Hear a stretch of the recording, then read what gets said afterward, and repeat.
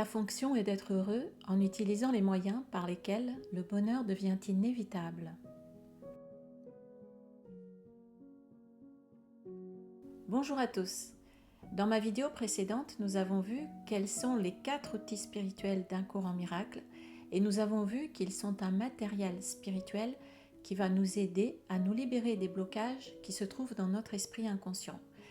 Ces blocages sont les illusions qui nous empêchent de nous souvenir de qui nous sommes réellement et donc qui nous empêchent d'être heureux. Ce sont toutes les croyances fausses et inconscientes que nous avons à propos de nous-mêmes, des autres et du monde. Ce sont les croyances que nous sommes séparés de notre source divine, que nous sommes coupables d'avoir péché et que nous méritons la punition de Dieu. Ce que nous croyons être la punition de Dieu se manifeste dans notre vie par toutes sortes de choses qui sont désagréables, contrariantes et douloureuses. Bref, ce sont toutes nos difficultés, toutes les difficultés que nous croyons méritées. Mais tout est faux. Toutes nos croyances inconscientes sont nos illusions et elles sont elles-mêmes la cause de toutes les autres illusions. Tout cela constitue ce qu'un cours en miracle appelle l'ego. Dans ma dernière vidéo, je vous ai présenté les 4 outils spirituels, les moyens que Jésus nous donne dans un cours en miracle pour défaire l'ego, pour nous libérer de la souffrance et puis pour retrouver notre mémoire divine. J'ai dit que je n'ai vu personne les présenter auparavant et que j'aurais bien aimé les trouver cités d'une manière simple et puis clairement expliquée. Cependant, il y a des personnes qui en ont parlé et qui m'ont aidé à comprendre ce qu'ils sont. Ce sont les 2 amis de Gary Renard, les 2 maîtres ascensionnés dont j'ai aussi parlé dans ma dernière vidéo.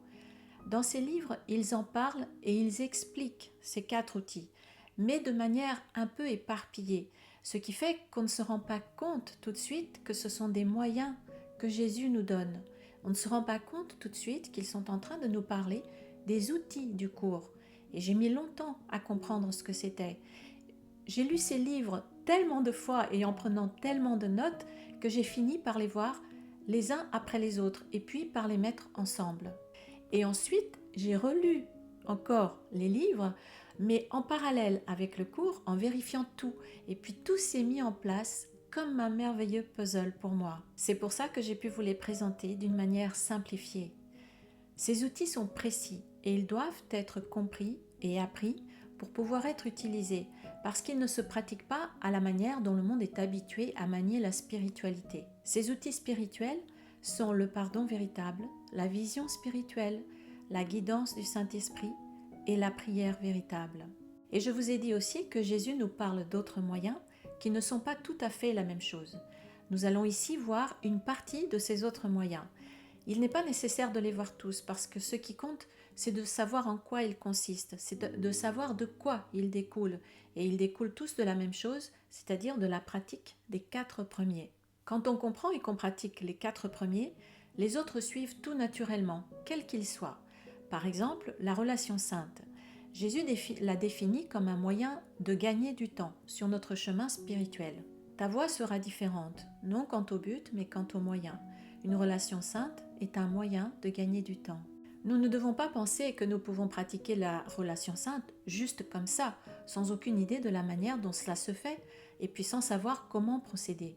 Jésus ne nous dit pas simplement de pratiquer la relation sainte, mais il nous explique comment y arriver.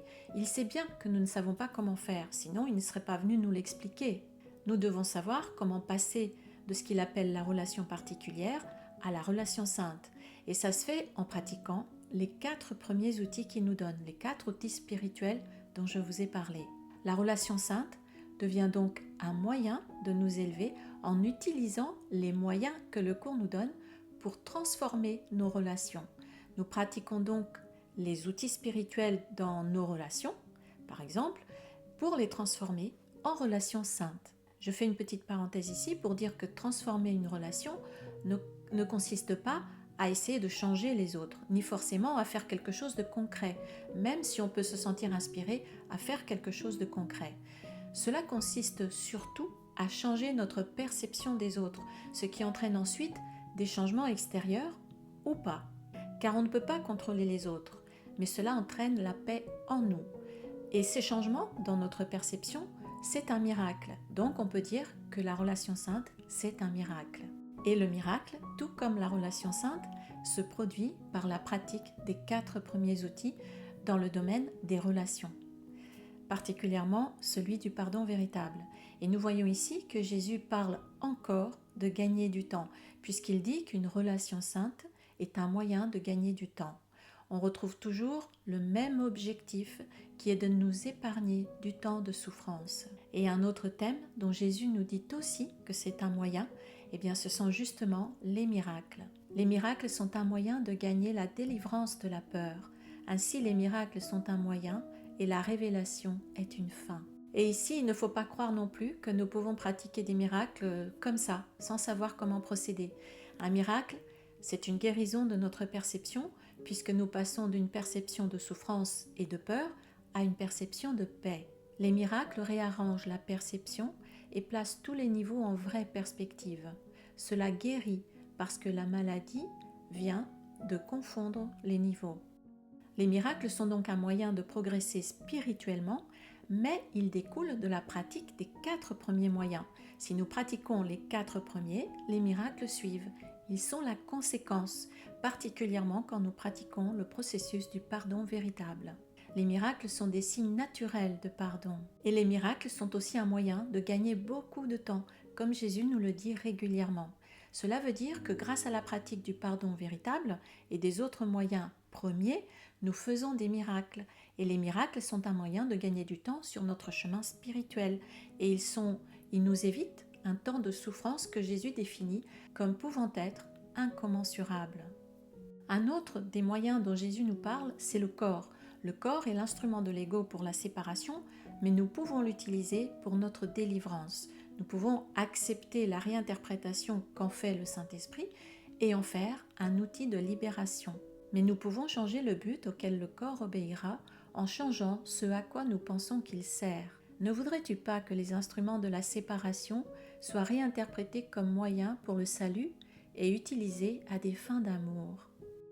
Et la manière dont le corps peut être utilisé et redirigé pour notre plus grand bien, c'est en pratiquant les 4 premiers outils du cours que Jésus nous donne. Jésus nous parle aussi du temps comme moyen de nous libérer des illusions et de retrouver la mémoire de notre origine oubliée. Il y a beaucoup de passages où Jésus nous parle du temps. Et voici un exemple que je vous ai donné dans ma vidéo « Comment se libérer de la souffrance et atteindre l'éveil spirituel ». Tu penses peut-être qu'un temps extrêmement long est nécessaire entre l'être prêt et la maîtrise, mais laisse-moi te rappeler que le temps et l'espace sont sous mon contrôle. Il est clair que ce n'est pas nous qui pouvons faire des modifications au niveau du temps et de l'espace, c'est lui qui les fait. Nous pratiquons simplement les 4 outils qu'il nous donne et lui, il s'occupe du temps, il s'occupe de l'espace et il s'occupe de tout pour nous. Mais il ne peut pas faire ces modifications si nous ne pratiquons pas les 4 premiers outils pour lui permettre d'agir pour nous au niveau du temps et à tous les autres niveaux. Il le dit ici par exemple. Le pardon est la grande délivrance du temps. Ce qui signifie bien qu'il faut pratiquer le pardon pour être délivré de l'illusion du temps. En ce sens, le contrôle du temps est un moyen de défaire l'ego, puisque c'est l'ego qui fabrique le temps. Et comme le pardon qui nous enseigne nous mène à la délivrance du temps devient donc un moyen pour nous libérer plus vite. Le temps devient donc un moyen de gagner du temps et d'aller plus rapidement vers la paix, la liberté et le bonheur. Gagne du temps, mon frère. Apprends à quoi sert le temps. Ces moyens sont tous différents et il y en a d'autres et pourtant ils découlent tous de la pratique des 4 premiers. Grâce aux 4 premiers moyens, nous pouvons guérir nos relations et tous les domaines de notre vie. Il ne faut donc pas confondre les moyens qui nous permettent de guérir toutes les situations de notre vie avec les moyens que sont les situations de notre vie. Les situations de notre vie sont des moyens de nous élever, comme les barreaux d'une échelle, et les 4 premiers outils que Jésus nous donne sont les moyens d'apprendre à nous élever. C'est la technique pour apprendre comment monter les barreaux de l'échelle. N'importe quel domaine de notre vie devient le moyen par lequel nous nous libérons de la souffrance et accédons à la paix en pratiquant les 4 premiers. Et ainsi notre vie tout entière devient le terrain d'entraînement pour pratiquer les 4 outils spirituels d'un courant miracle. Kenneth Wapnick disait que notre vie est notre salle de classe pour apprendre nos leçons. Alors on peut dire que la vie est notre salle de classe pour apprendre nos leçons et qu'elle est en même temps notre terrain d'entraînement pour mettre nos leçons en pratique. Et Jésus nous dit bien dans son cours qu'un fondement théorique comme celui que le texte procure est un cadre nécessaire pour rendre les leçons de ce livre d'exercices signifiantes. Or, c'est de faire les exercices qui rendra le but de ce cours possible.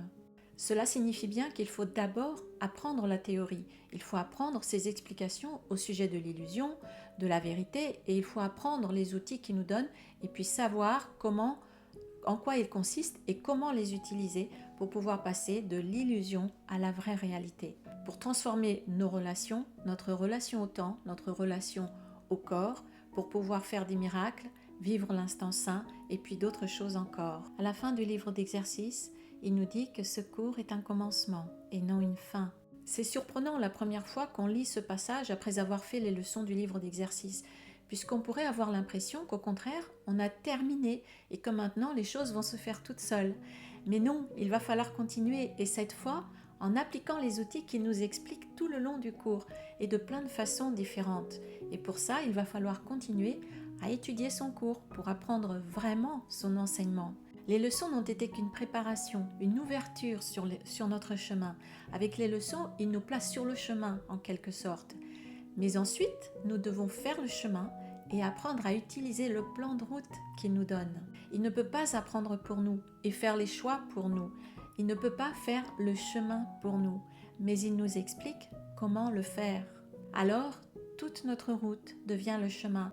Tous les domaines de notre vie où nous rencontrons des difficultés, comme par exemple les relations, tous ces domaines deviennent des marches, les barreaux d'une échelle pour nous élever vers le ciel et sortir de la souffrance et de l'enfer des illusions.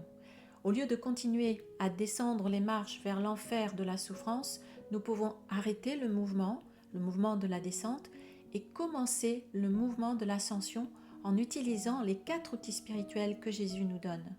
Puisque pour pouvoir nous servir des marches pour monter, nous devons d'abord apprendre comment monter les marches, comment aborder les différents domaines de notre vie. Nous devons apprendre les gestes qu'il faut faire pour monter les marches et commencer à faire ces gestes.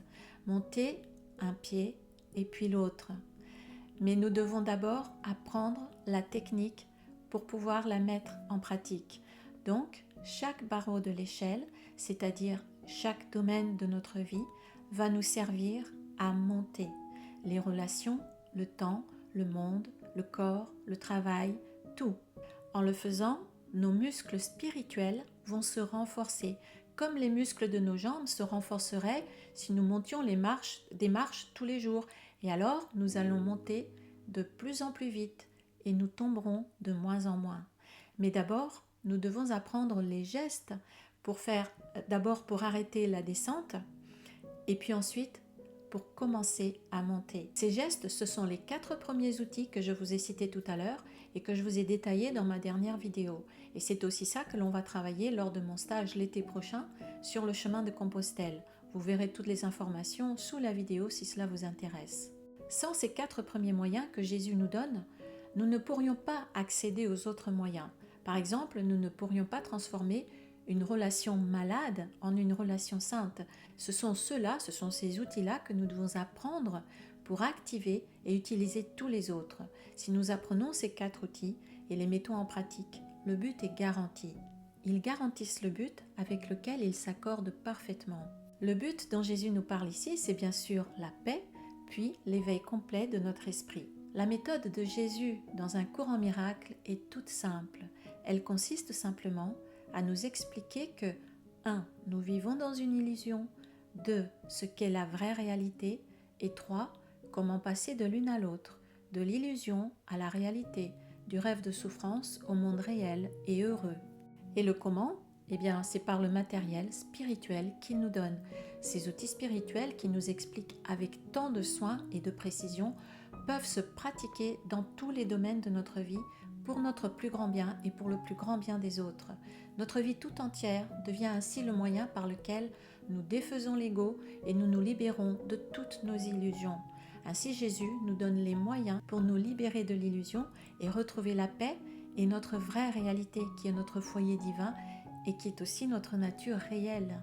Il est donc important de connaître ces 4 moyens pour pouvoir les pratiquer concrètement dans tous les domaines de notre vie.